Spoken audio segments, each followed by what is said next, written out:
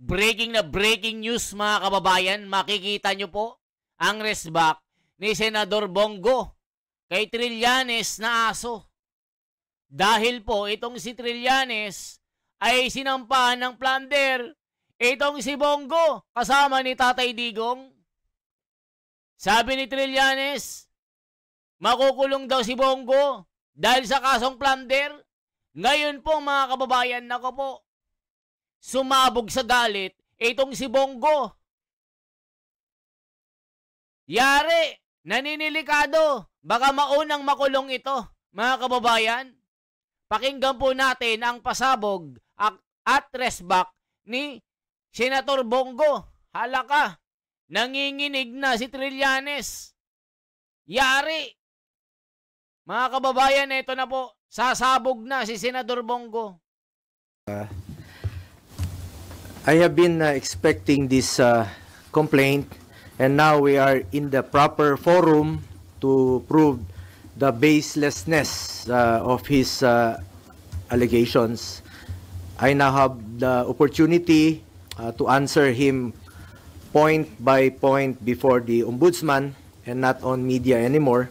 I will cooperate with the investigation and abide by its legal processes. The truth will be revealed and believe that justice and fairness shall prevail. I hope that the Ombudsman will be fair. Ulitin ko lang po, I am one with the Filipinos. I am one with the Filipinos in this crusade against corruption. Kasama niyo po ako. Labanan po natin ang korupsyon. Ikulong po ang mga kurakot at mga magnanakaw.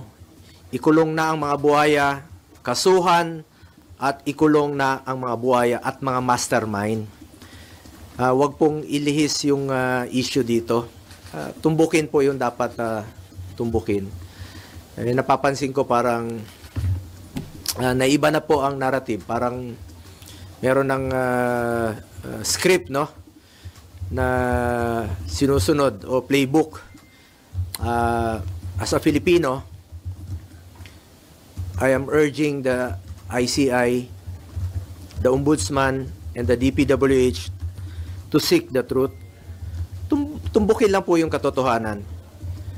Maniwala kayo o sa hindi, pag nagkamali kayo dyan, mas gugulo po ang bayan. Magulo na po ngayon, mas gugulo po ang bayan. Magagalit po ang tao niyan, magulo talaga ito. Pakiusap ko lang po muli, tumbukin lang po yung katotohanan. Seek the truth, not the script. If there's any. Ito ay isa po itong diversionary tactic para ilihis ang atensyon ng taong bayan sa tunay na mga issue. Klaro naman eh. Kahapon nga lang, nabanggit ni former Governor Chavit Singson, another diversionary tactic. Ang talamak po ngayon na korupsyon, talamak ang korupsyon ngayon sa kasalukuyang gobyerno. At ang dapat talagang panagutin, ang totoong issue. Ano bang totoong issue ngayon? Diba ang flood control scandal? Mga ghost projects, mga anomalous projects, mga substandard projects. Yun naman po ang issue ngayon eh. Huwag tayong lumihis sa katotohanan. Napapansin ko talagang merong gumugulo eh. Merong nasa likod nito na ginugulo lang po yung katotohanan. But I am one with the Filipinos in this crusade and fight against corruption. Kasama niyo po ako rito. Labanan po natin ito. Kulong po natin ang mga kurakot at mga magnanakaw.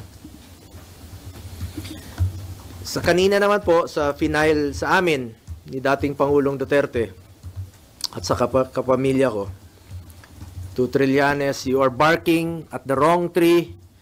Kung seryoso ka talaga, bakit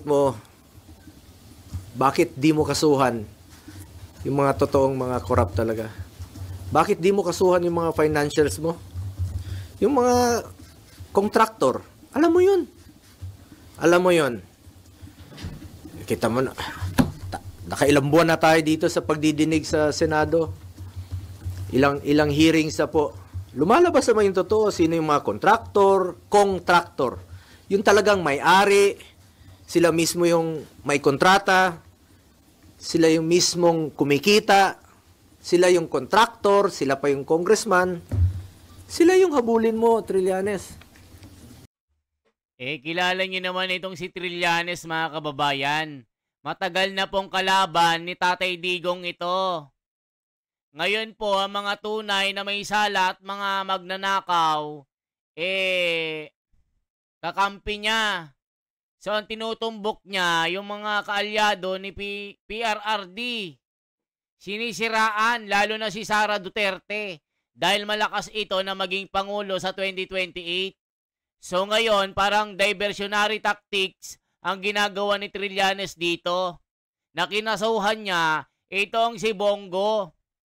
Pero ang tunay na may sala ng mga kurakot, hindi niya kayang kasuhan. Alam na, bistado ang kanilang gawain. Ito sinabi ni Bongo, huwag kang magmalinis. You are barking at the wrong tree. Grabe naman kasing itong si Trillanes na ito. Kaya hindi nanalo sa Caloocan. 1,000 lang yata ang boto nito. Ngayon, nag-iingay na naman. Mga kababayan ko, nako, isa po itong panloloko na ginagawa din ni Trillanes. Itong sinasabi ni Bongo. Ala ka, ano na?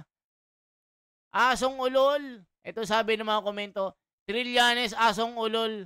Walang kwenta. Nagpapagamit din sa mga buhaya. Isa ka ring buhaya, sabi ni Tado ng Las Piñas. Hala ka. Ayaw mong habulin dahil financer mo nga. Nako po. Tama yung sinabi ni Senator Bato. Noon na may mga financer ka. Baka nga yung ginamit mong pondong yon nanggaling pa sa flood control. Yung pag-iimbestiga mo noon kay dating Pangulong Duterte, maaaring galing pa yun sa flood control. Huwag kang magmalinis dito. Nako. Huwag mong ilihis ang totoong issue. Dito lang tayo sa katotohanan. Seek the truth, not the script, not the playbook. Nasa na yung mga dapat kasuhan sa issue ng flood control? Nasa na? So yan mga kababayan. So i-check natin itong Trillanes. Si Trillanes mga kababayan, to Bongo. I-check natin yung kaso, plunder, para malaman nyo ano yung tunay na balita dito. So ito po mga kababayan, ayan o. Trillanes files plunder graft complaints versus Duterte and Bongo. Hala ka, mga kababayan, matindi ito. Ito na po. Makikita natin kung ano ang ginawa ni Trillanes dito na nagmamalinis na akala mo isang santo. Baka daw yung ginagamit yung pondo galing sa flood control. May financer pala ito. Yari na mga kababayan. Dawit din pala ito. Kaya pala ayaw mabisto. Former Senator Antonio topping the midday news, former Senator Antonio Trillanes has filed a complaint against former President Rodrigo Duterte and Senator Bongo over the awarding of billions of pesos worth of government infra projects to companies owned by ghost relatives. Former Senator Trillanes now joins us here in the program. Senator, good afternoon to you. Thanks for joining us today. Welcome to the program. Good afternoon, Ms. Carmina. Right. So first, let's talk about the origin story of this case, of this complaint. When did you first know that something was wrong? Ano po yung pinagsimulan nito? Nagsimula po ito when I was still in the Senate. So I was able to get all the official documents from the Commission on Audit and DPWH. So nakita namin dito, nag-accumulate ito, bali 7 billion pesos worth of infrastructure projects na inaward nila Duterte and Bongo to the father and brother of Bongo, starting nung mayor pa si Duterte hanggang naging presidente. So bawal po yan, maliwanag po yan na kuwan yan sa plunder law. Would you say that this scheme, alleged scheme, spanned, what, more than a decade?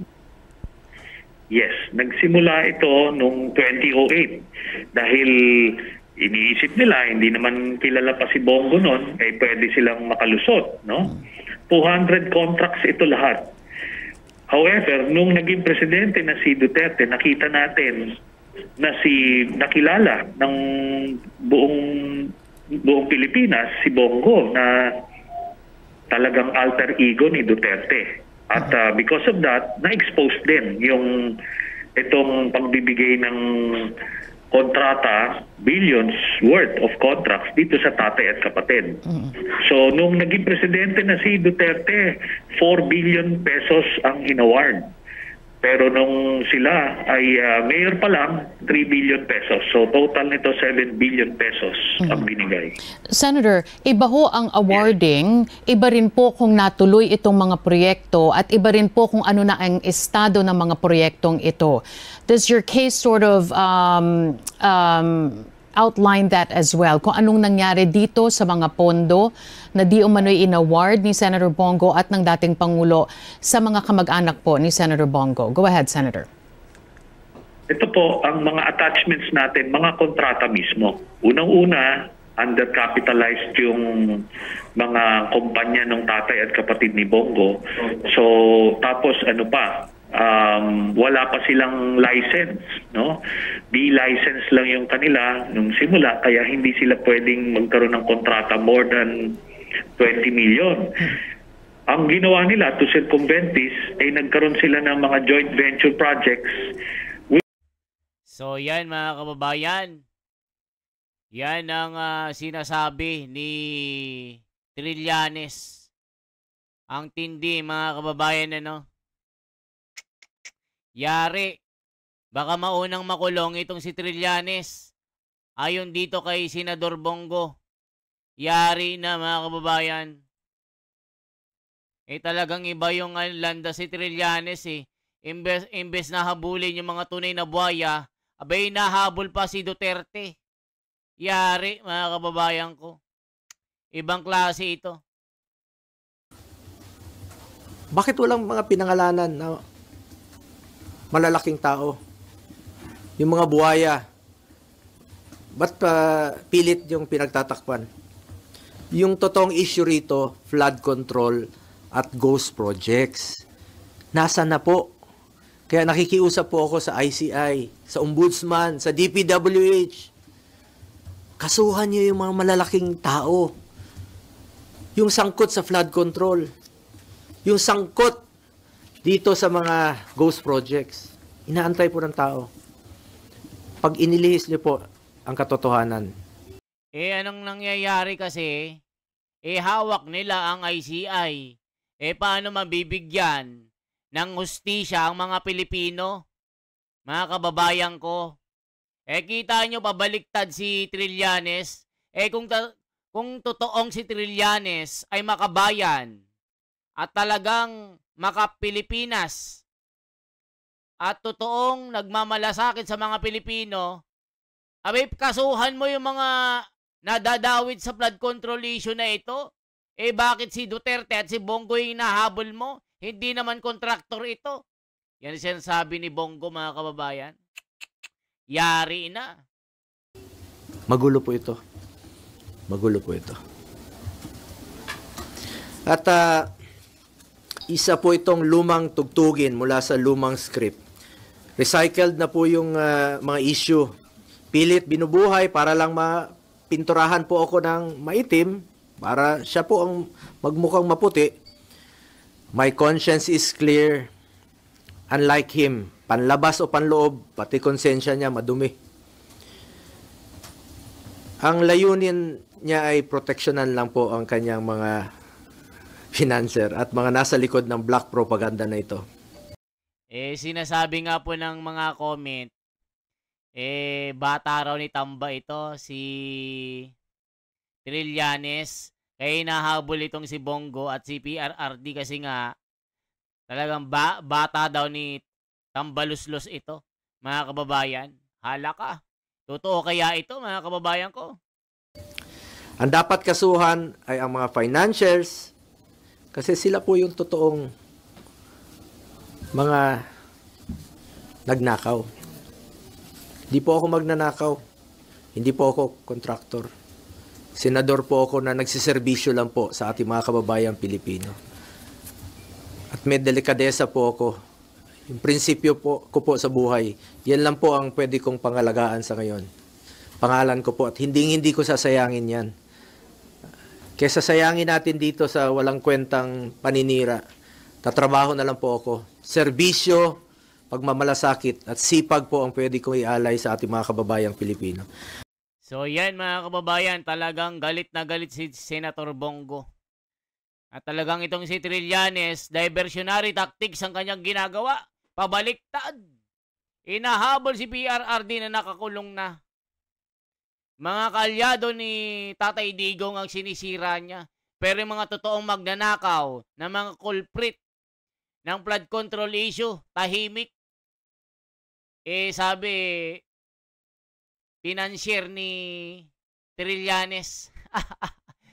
Mga kababayan, ayan lamang po ang ating bahagi. Salamat po na marami. Mabuhay. Isang like, isang share po at isang subscribe. Salamat.